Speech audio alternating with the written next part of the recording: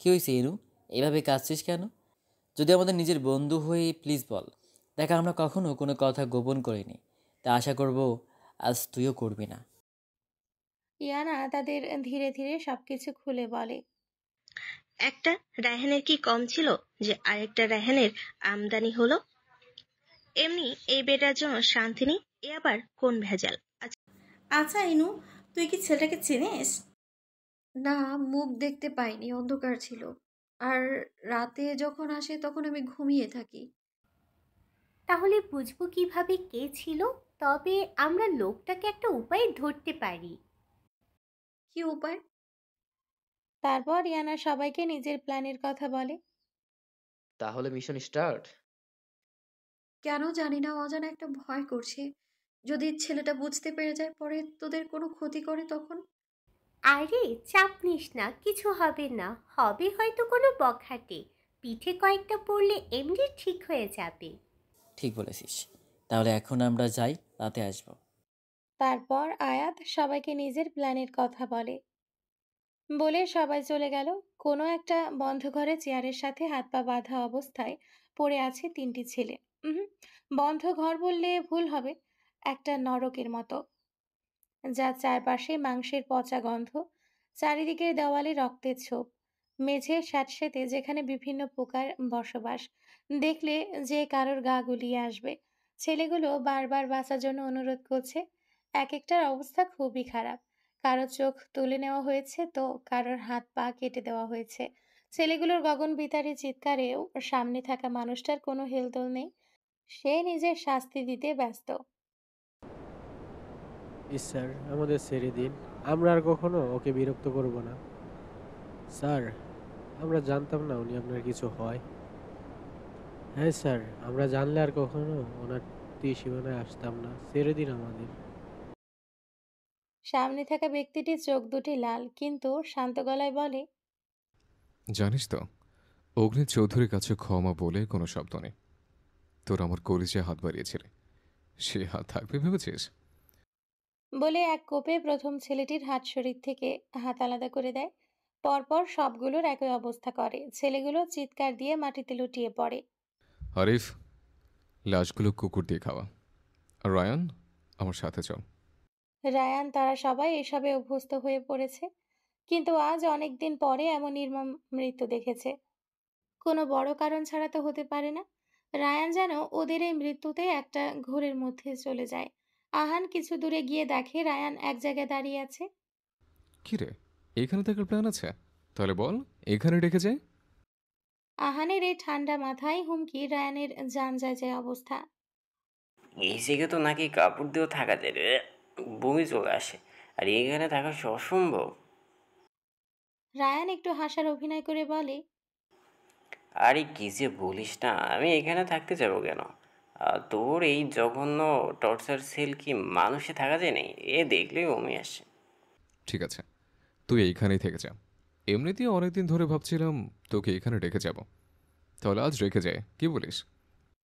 Ryan এবার কান্না করে দেওয়ার মতো অবস্থা। প্লিজ ভাই, আমার এইখানে রেখে যাস না। আমার বউটার সাথে মাত্র দেখা হয়েছে। বউটা আমার অকালে বিধবা হয়ে যাবে। আর তার মেয়ে, ও তো জামাই হারা হবে। কি কখন থেকে মেয়েদের মতো কান্না শুরু করে দিয়েছিস? তোর আমার মেয়ের স্বভাব কবে থেকে হয়েছে বলতো? আর আমার মেয়ে জামাই হারা হবে মানে? রায়ান এবার একটু ভাব নিয়ে বলে, আরে এটা বুঝলি না, তোর মেয়ে তো আমার ছেলের একমাত্র বউ। এখন আমি যদি মরে যাই তাহলে আমার ছেলে আসবে কোথা থেকে? তাহলে তোর মেয়ের জামাই হারা হবে না? What are logic! গোয়েন্দা অফিসার রায়ানের মাথায় এত লজিক? আগে জানতাম না তো। আমার কখনো মেয়ে হবে না। বলে আহান চেহারা গম্ভীর করে বলে, এখন যদি গাড়িতে না উঠিস, আই সোয়ার তোকে এইখানেই রেখে যাব। আহান এই কথা বলতে দেরি, রায়ানের উঠতে দেরি হয়নি। আহান আড়ালে একটা মুচকি হাসি দেয়। কে বলবে এটা দেশের নামকরা গোয়েন্দা অফিসার আর্সেনাল রায়ান, যার নাম শুনলে ক্রিমিনালদের ঘুম হারাম হয়ে যায়। কিন্তু আহানের সামনে কিভাবে বাচ্চামো করছে? একেই মনে হয় বলে বন্ধুত্ব। হল্লাপাটির সবাই ঝোপের আড়ালে অপেক্ষা করছে আগন্তুক ব্যক্তিটির জন্য। আর ইয়ানা ঘুমের অভিনয় করে শুয়ে আছে। আর এইদিকে ইয়ানার কাণ্ড দেখে আহান হাসছে। আমাকে ধরার জন্য তুমি আর তোমার বাদুরে বাহিনী এত কষ্ট করছো। So sad. আজ তো আমি যেতেই পারবো না, কারণ আজ আমি খুব ক্লান্ত। আজকে তোমাকে না দেখে ঘুমাতে হবে। তুমিও ঘুমিয়ে পড়ো, আর সময় হলে আমার পরিচয় এমনিতেই জানতে পারবো। Good night babe. Iyana SMS দেখে প্রায় কান্না করার মতো অবস্থা। এই হাতের খাম্বা জানলো কিভাবে আমাদের প্ল্যানের কথা? ইয়ানা জানালা দিয়ে সবাইকে ডেকে নিয়ে আসে রুমের ভেতর। কি মশা রে বাবা বাহিরে, কামড়ে অবস্থা খারাপ করে দিল। আর এইদিকে তুই এমনি ডাইনির মতো ডেকে আনলি কেন? রোহিণীর বাচ্চা, আমি ডাইনি, তুই ডাইনির বউ। মেল ফিমেল ঠিক রাখিস বইন, আমি আবার ডাইনি হব কিভাবে? বন্ধ করবি তোদের এই বালের প্যাচাল? এই ছেড়ি কেড়ে ডেকে নিয়ে এনেছিস ওইটা বল। ইয়ানা এবার সবাইকে এসএমএস গুলো দেখায়। সবার চোখ বেরিয়ে আসার উপক্রম। এই ব্যাটা জানলো কেমনে আমাদের প্ল্যান? আচ্ছা, রুমে কোনো ক্যামেরা নেই তো? হতে পারে, না হলে আমাদের কথা উনি জানবে কিভাবে? কারণ আমরা ছাড়া তো এই কথা কেউ জানে না। এবার কি হবে আমার? কতটা খারাপ হলে কেউ কোনো একটা মেয়ের রুমে ক্যামেরা ফিট করে? রাগে ইয়ানার মাথা ফেটে যাচ্ছে, সাথে এক রাশ ঘৃণা। আচ্ছা, তোরা সবাই তো অগ্নি চৌধুরীকে চিনিস। উনি তো অনেক বড় মাফিয়া, যার নাম শুনলে পুরো শহর আতঙ্কে কাঁপে। উনি অনেককে সাহায্য করেছে। আমরা যদি ওনার কাছে সাহায্য চাই তাহলে কেমন হবে? এতদিন জানতাম তুই অনেক বুদ্ধিমতী, কিন্তু আজ দেখলাম তোর মাথা পুরো ফাঁকা। বুদ্ধির বউ নেই, গাধা। গাধা অগ্নি চৌধুরী অনেক বড় মাপের মাফিয়া। উনি আমাদের উনি আমাদের কথা শুনতে যাবে কেন? তা অবশ্য ঠিক, কিন্তু একটা উপায় আছে। আমরা যদি আহান ভাইকে বলি তাহলে কেমন হয়? উনি না হয় আমাদের অগ্নি চৌধুরীর সাথে দেখা করতে সাহায্য করবেন। তা করা যায়। তাহলে কাল আমরা আহান ভাইয়ের সাথে দেখা করে সব খুলে বলবো। ঠিক আছে, তাহলে আমরা যাই। সবাই চলে গেল। এইদিকে আহান অফিসের কিছু কাজ করে বাড়িতে যায়। গিয়ে দেখে দাদুমণি বসে আছে। আরে দাদুমণি, তুমি এখনো ঘুমাওনি? দাদুমণি, আমি কোনো ছোট বাচ্চা নই। আমাকে না তো টেনশন করতে হবে না। এখন থেকে ঘুমিয়ে পড়বা, নাহলে আমি আর বাড়ি আসবো না। এই বলে আহান সিঁড়ি দিয়ে উঠতে গিয়ে থমকে যায় কারো ডাক শুনে। আহান, আহান এবার পেছনে তাকিয়ে বলে, কিছু বলবেন? কেমন আছো তুমি? খারাপ থাকার তো কোনো কারণ নেই মিস্টার চৌধুরী। আমি এখন আর ছোট বাচ্চা নই যে কারো দেখাশোনার উপরে নির্ভর করে থাকবো।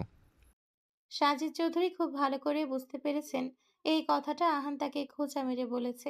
সাজিদ চৌধুরীও আর কোনো কথা বাড়ায়নি, নিজের রুমে চলে যায়। না দাদুমণি, খেয়ে এসছে।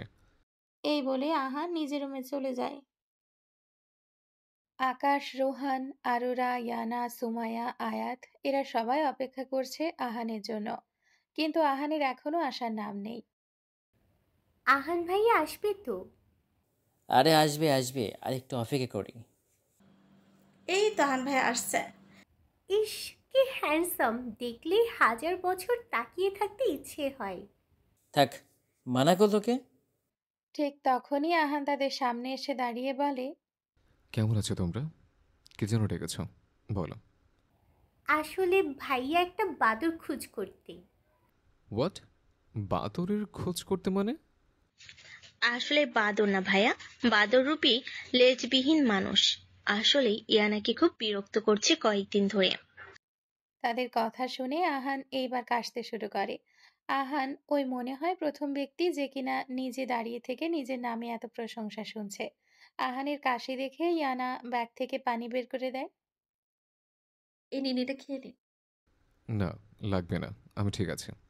মনে হচ্ছে তোমরা দুপুরে কিছু খাওনি। চলো একটু রেস্টুরেন্টে যাওয়া যাক, তারপর ধীরে সুস্থে তোমাদের কথা শুনবো। না না ভাইয়া, আমরা এইখানে ঠিক আছে। আর তাছাড়া এখানে আমাদের ছোট্ট বোন আসবে।